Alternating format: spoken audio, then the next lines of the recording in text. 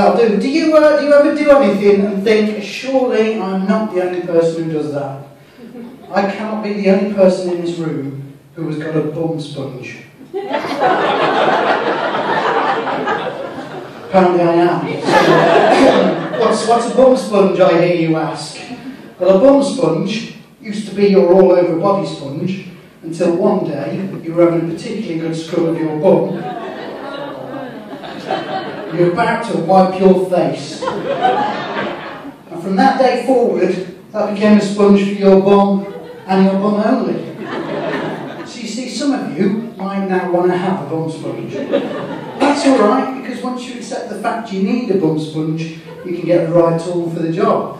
And I find that one of these sponges with the bumpy scouring behind it gives a particularly satisfying scrub. And you can keep that, madam. So I've invented a smartphone app because I think that life would be much easier if it had a soundtrack.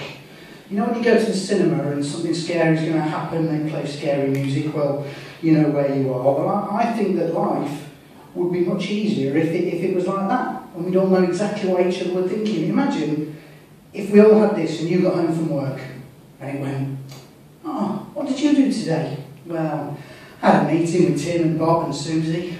"Oh yeah? Who's Susie?"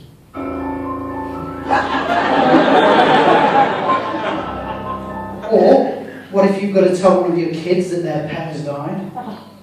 "Thing is, sweetheart, I know you love Bitsy very much. Let's try to make it better." Or what about if you've known someone for a really long time and you want to tell them how you really feel? "Thing is, Jane, we've known each other for a really long time, and I love you."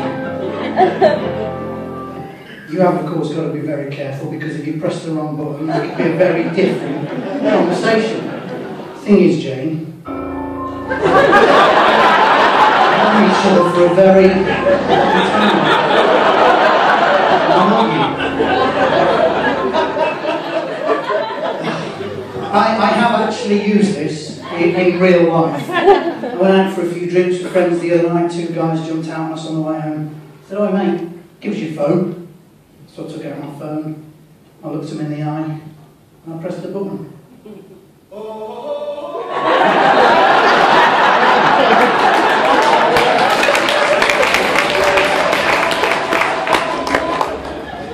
The next voice I heard said, "Jason, you're all right.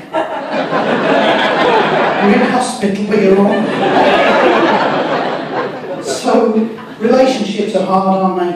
When you've been with the same person for a very long time. It's hard, isn't it? You might start to see little signs that the love is fading from your relationship. Just little things, like we were in bed the other night and she leaned over, shook me to wake me up and said, "You stop breathing." Just little things like that. But we aren't quite similar in lots of ways, my wife and I. For instance, we are both scared of spiders. We just deal with it very differently. If I see a spider, I'll take off my shoe and whack it. Job done. She has got more of a three-pronged attack. First, she will spray it with hairspray, in the hope that that'll act as some kind of cosmic freeze spray, and the spider will be running along and suddenly stop with one arm in the air like that. So when that doesn't work, she sprays it with deodorant, in the hope that it'll suffocate. But when that doesn't work, she sucks it up with the Hoover. The only trouble with that is, 20 minutes later, the spider comes crawling back out with 8 other lady spiders, one under each arm, because his hair looks fantastic and he's never smelled so good.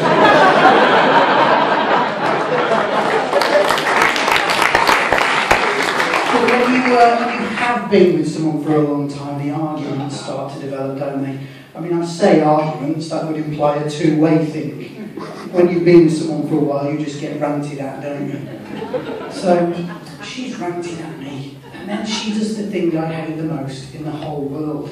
She goes into another room and carries on ranting at me. So I am in the bedroom, and she's in the bathroom, and I think, right, I have had just about enough of this. So I dive over the bed like a commando, and I burst into the bathroom like a ninja, and I am just about to give it her both barrels, and there she is, washing her face with my bum sponge.